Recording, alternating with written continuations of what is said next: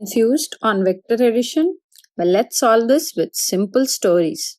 Imagine a river and a boat is crossing across the river to the other side of the bank. And if the motion of the river is upwards given by the vector VR, and the motion of the boat is horizontal or almost perpendicular to the river given by VB, then the resultant vector, which is the final direction of the boat because of both these motions, will be given by the sum of the vectors connected tail to tail, which is also called parallelogram law of vector addition, where the resultant vector is the diagonal of the parallelogram that both the vectors form. And this resultant vector is given by R, which is equal to a square plus b square plus 2ab cos theta, where theta is the angle between both the vectors whose resultant we are going to find out.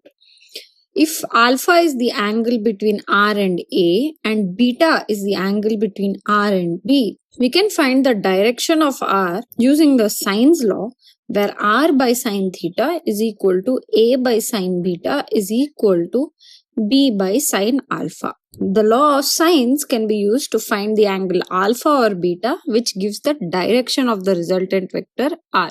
So in our case of the river and the boat, let us consider the boat moving with a speed of 20 km per hour and the river moving upwards with a speed of 10 km per hour. If the angle between them is 60 degrees, the resultant vector would be 20 square plus 10 square plus 2 into 20 into 10 cos of 60, which is given by root over 500 plus 400 into 0.5, which is equal to root over 700. This is equal to 26.45 kilometers per hour. And to find the angle of R with respect to the horizontal, which is nothing but the angle alpha, we will use the law of sines, where we say R by sin theta is equal to B by sin alpha.